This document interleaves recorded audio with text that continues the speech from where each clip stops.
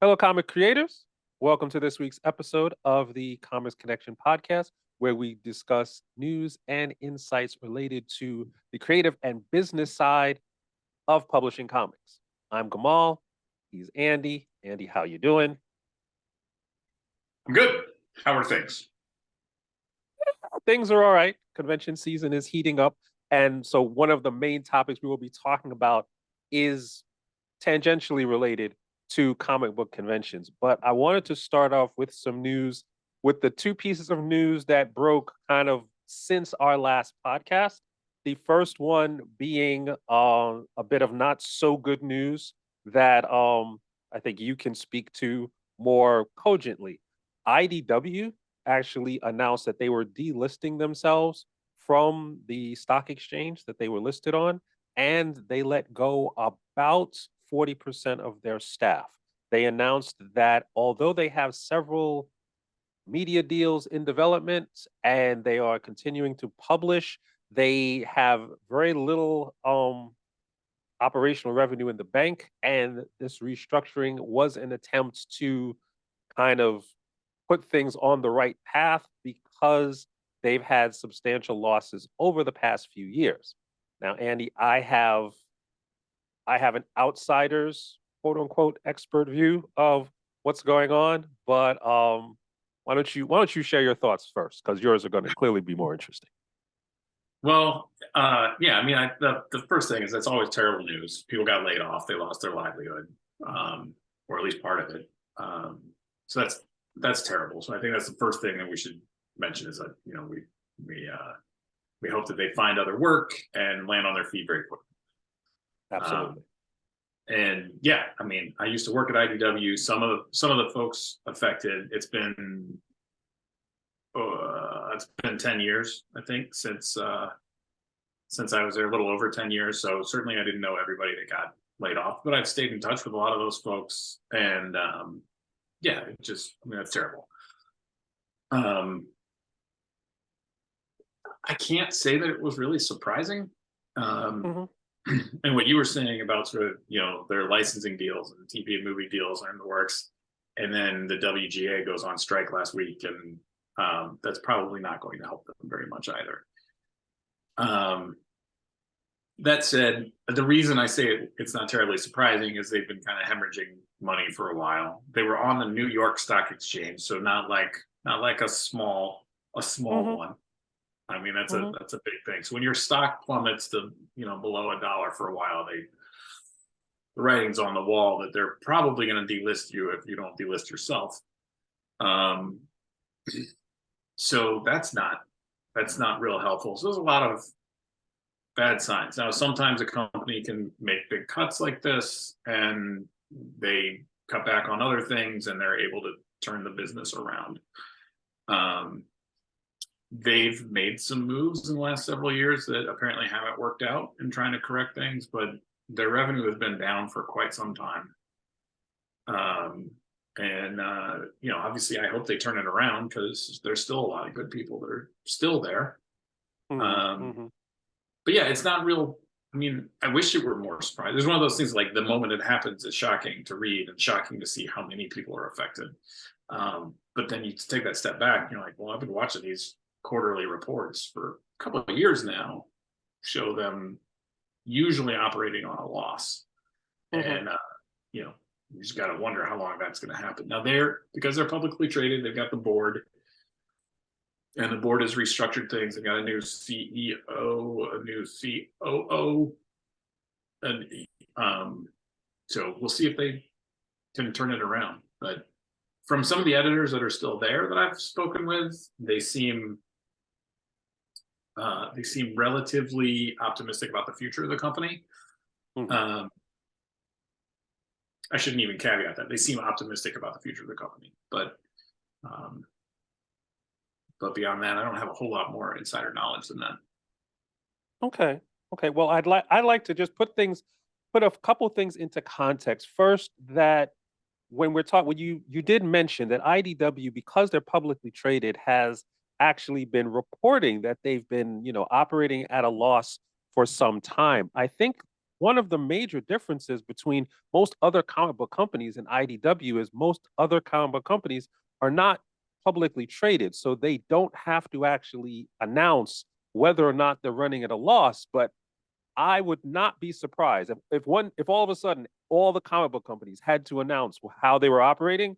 A lot of them would be operating at a loss. So it's not like IDW is some kind of outlier in that regard. And the other piece, just to put it in historical context, IDW not doing well and delisting themselves from the New York Stock Exchange is not necessarily signaling like a total elimination of the company in the near future. I mean, Marvel has gone bankrupt at least once and maybe twice. So it's the kind of thing where their structure may change, the ownership may change. I actually saw a story that said IDW delisted themselves because the stock price had gone so low as they didn't want someone else to just come in with a very aggressive lowball offer and just buy the whole thing up because the stock was so low. So I think the other thing to look at with IDW is something that we talk about a lot in Comics Connection, which is that the idea of having the goal of making TV shows or making movies from your comics as being the end all be all to financial success. I think the IDW situation shows that that is not necessarily the case. IDW had several of their properties transition into shows. They had Lock and Key. They had, they had that one. They have like half a dozen of more shows in development. But the idea that you get a show optioned, that you get a show purchased, that a show goes into development, or even that a show comes out does not necessarily mean a huge financial windfall of millions of dollars that will erase all of the losses that you may have had over several years. Like if you have a hit or if you have a few hits and your deal is structured the right way, that actually changes your fortune considerably. But just because you get a show on the air or on streaming now, it's not the air. I've just showed how old I am. Just because you get a show out there doesn't mean that all of a sudden you have like all the money in the world, because that's not the way it works when your comic book is used as the IP source for a TV show. The other story that we wanted to cover, which was older news, was the announcement from Marvel that they were teaming up with a company called Clover Press to do a crowdfunding for an art book, which I believe is the first foray that Marvel is doing into crowdfunding. Andy, you're now getting into the crowdfunding game yourself. So how is this? Yeah. So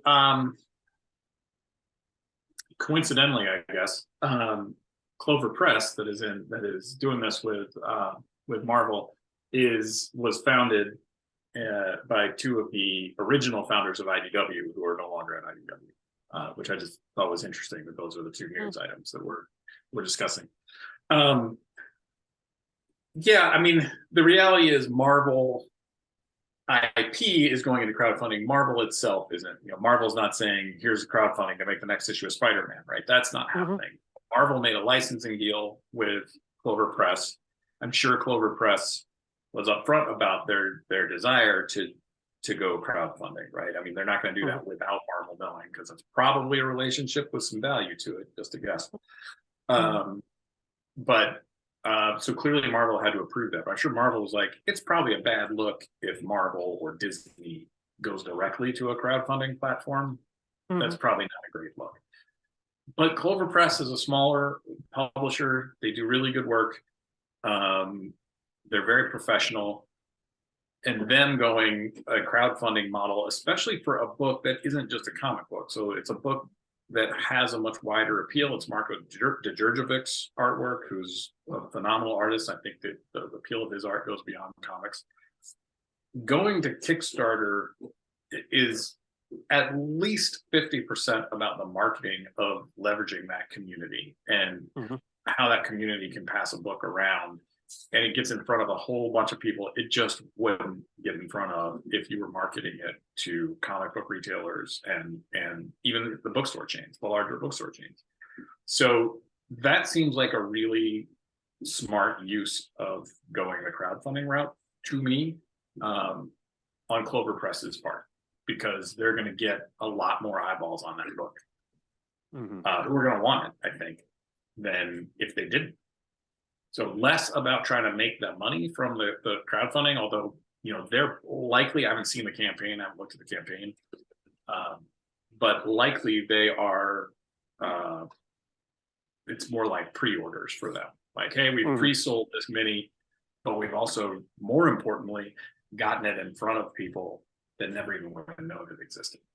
So I think it's a really smart move. I think Marvel or whoever over there made the decision to give the thumbs up to that approach. I think made an intelligent business decision. I've seen a little bit of flack online, but it's mainly because people are misunderstanding and think Marvel is going directly to that platform. Yes. Yeah. Well, I have actually seen a little bit of that pushback as well, and it echoed a lot of the pushback that happened when Keanu Reeves had his book on crowdfunding about, I guess it's 2 years ago now. And because the idea is that crowdfunding is somehow a limited source of money. And if someone famous or a very well-known IP comes in, it will actually suck up all of the available money, and therefore there will not be any money left for everybody else who is using crowdfunding as one of their primary distribution channels. And I don't think that is actually the case. And I'm pretty sure that the financial evidence of what's going on in Kickstarter from year to year actually supports that contention.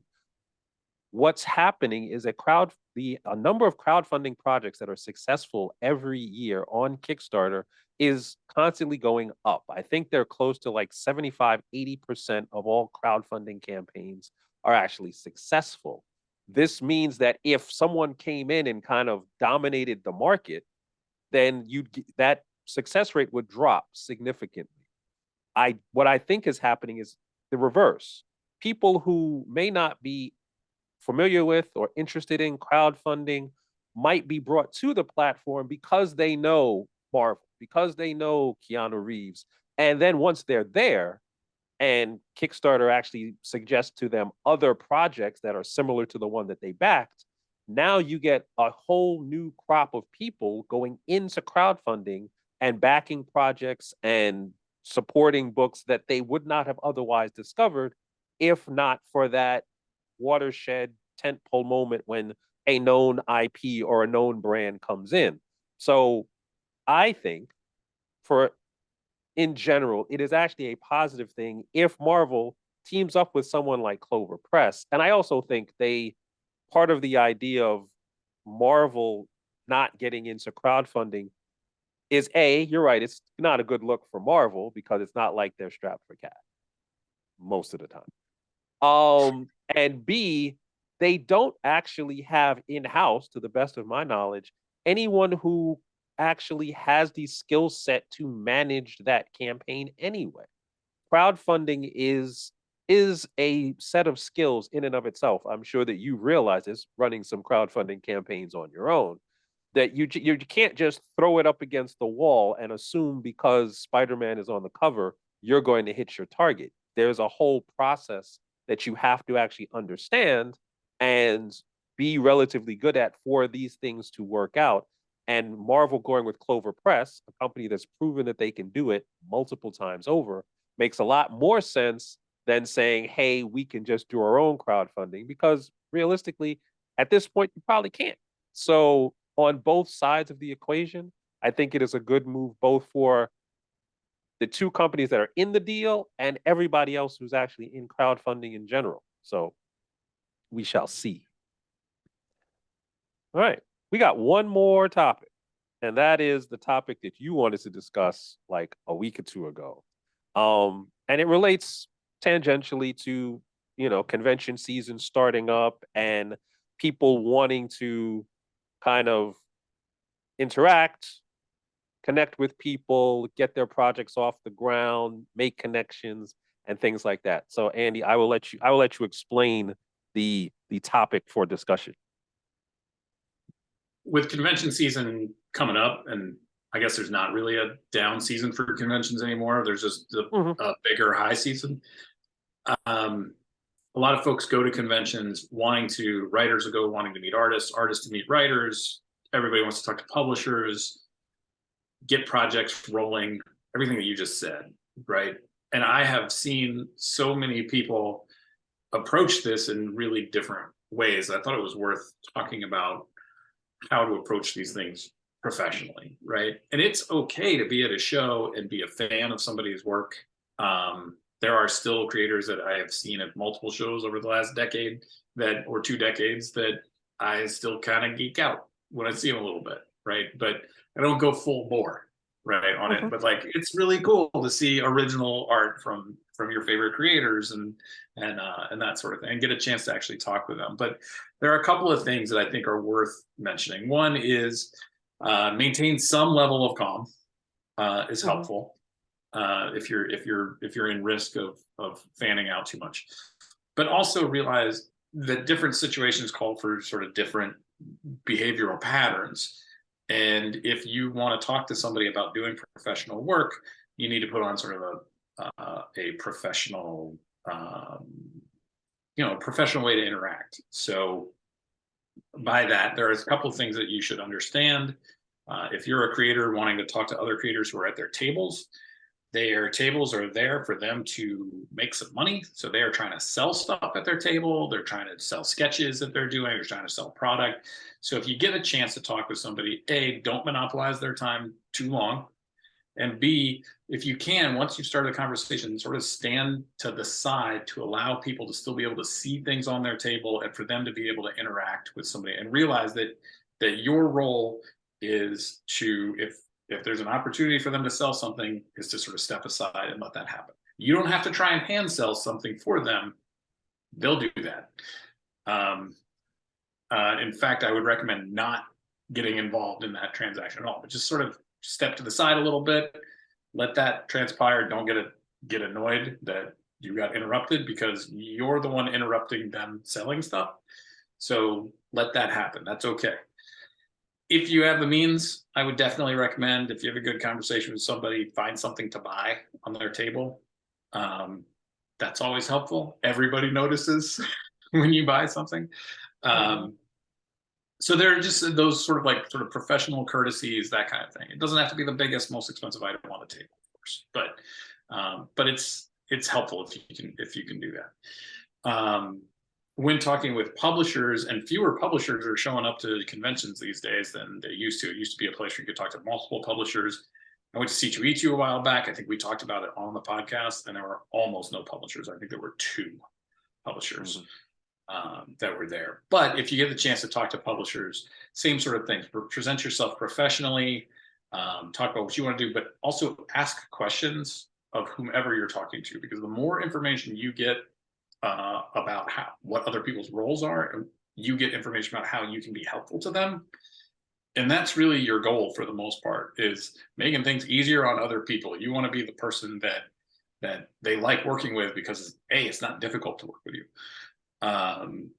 And also, it's usually easier to get people to talk about themselves and what they do, their role, what they like about their work, what they like about their job, than it is for you to just you're just throwing your pitch or whatever into potentially a black hole. So take the time to get to know people.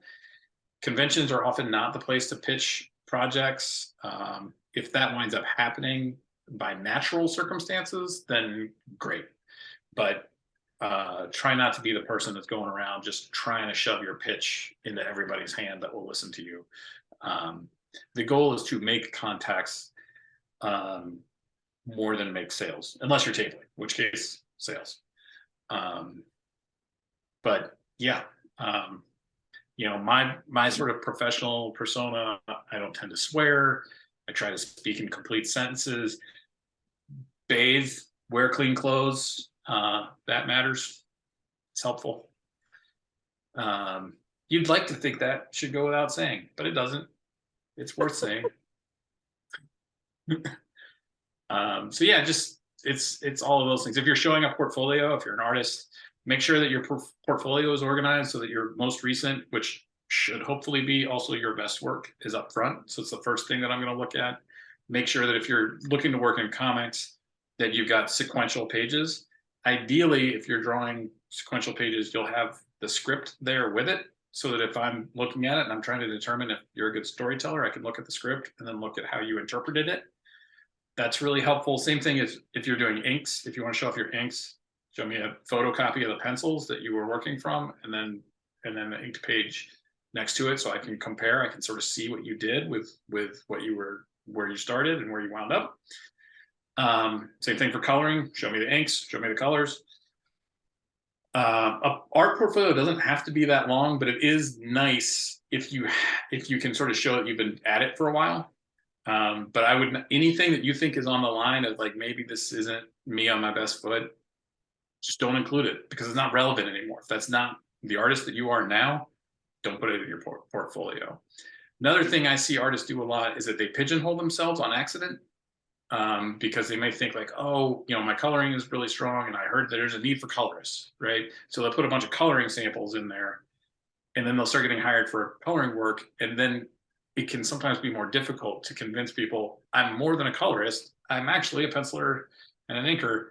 You can sort of pigeonhole yourself that way. So if you know specifically you want to do like this one thing, there are other creators that want to do everything. They want to pencil, ink, color, and letter their own work, in which case present that in your portfolio, by all means. Also, I see a lot of artists that'll go, I think this style is more commercial and will sell, even though I don't like it very much. And then they get pigeonholed into a style that they don't actually really like doing. So that can be a danger too. And I mean, it makes total sense, right? Because you're trying to start your own freelance business potentially, and getting in there and getting work is your goal, but make sure that you're getting work that you actually want to do. Mm-hmm. Hopefully for reasons more than just the paycheck, because you actually like the work. But those are really tough. Those are really tough things to think about, and those are tough decisions to make, especially when you're just starting, because a lot of us, myself included, when I was breaking in, was like, I just need to get that first gig. I need to get that first gig. What's my best shot at getting that gig? Fortunately, in my case, I wound up getting in as an editor, which was something I really wanted to do. So in my case, the two overlapped, and that worked out really nicely. But if you're drawing pages that you don't like drawing to show at conventions to get work, they're going to hire you to draw that kind of stuff. So just be aware of what it is you're putting out there. Yeah, I I think miss that's anything, actually Jamal? no, I think that's actually very important, and it segues into like a broader concept that, in terms of like just demeanor and attitude. Like there's a lot of there's a lot of industries where you can be a disagreeable, annoying individual because there's a lot of money in that work. So like if you're a banker, stockbroker, hedge fund, you could be very annoying. You could be an asshole because the people around you know that the money that they're making is worth dealing with some people like you, right?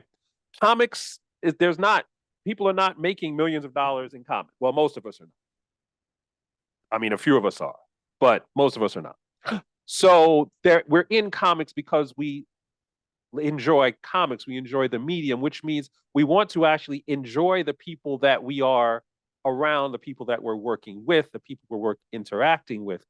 If you are the type of person that is difficult to deal with, whether it's just the way you present yourself or how difficult it is to actually communicate with you, comics is, there's enough struggle going on in comics, even if you're working with if you love everybody you're working with. The last thing you want to do is add people to your process that are difficult to work with. So to the extent that you can actually present and be someone that is prompt, professional, someone that is easy to work with, someone who is providing solutions and not problems, that is going to take you quite far in comics, because people will seek you out because A, they know you're easy to work with, like Andy said, and B, they know if they need to get something done, because ultimately that's what people want. They want to see their books on the shelf. They want to see their sales numbers go up. If they know they come to you, that's more likely to happen, then they will come to you. If they know they come to you and all they're going to get is problems and complaints and delays and everything else, they're not going to come to you for very long. And the comic book industry itself is very small. So word will get around that you may not be the right person to work with. And this may be regardless of your skill. You may be fantastic at the work you're doing. But if you are hard to work with, it's not going to make a difference, because we're not hedge fund managers. We're not all making millions of dollars off this. So we can't deal with the people who are hard to deal with. Does that make sense? Makes a lot of sense to me, and also gives me terrible flashbacks. Terrible flashbacks of people you've interacted with or things that you've done? The former. I'm sure there are other editors that would have flashbacks of the latter. Yeah, yeah. I mean, I definitely worked with people that were just really hard to work with. They're just very difficult or kind of mean spirited or whatever. And then you're like, that work was good, but it wasn't good enough to keep up with that. So, you know, and it's not like I would tell that to somebody. I'd just not hire them again. Exactly. That's the key. If people have that kind of negative experience with you, they will not tell you, because all they know all that's going to happen is they're going to get more negative experience, and they don't want that. So they will let the thing end on its own, and then you just won't hear from them again. And then you'll wonder why you're not getting any work. So keep in mind, it's nice to be important. It's more important to be nice. So there. I think we can end it on that. All right. Yeah. Right. Well, so this is going live soon, and we have got, or this is going to be posted soon, right? And we've got a few courses starting next week. We got an introduction to comic book writing class, which I highly recommend. It's taught by Paul Aller. And then we've got 2 advanced classes starting next week. Both have a prerequisite of an intro to coloring class and an intro to writing class before you could take them. But if you've taken those classes, advanced coloring by Soto, which is amazing, and he's retooled, and advanced writing, perfecting your one shot, which I'm teaching, is starting next week. So those are both really exciting. Or all 3 of those are exciting. Really recommend those highly. Fantastic. The links to all of those classes is going to be in the show notes, along with a link to join us on Comics Connection, where we have our weekly classes, our Discord, and our video archive of all the different topics that we've covered in the business and creative side of publishing comics. So until the next time, have fun with your comics.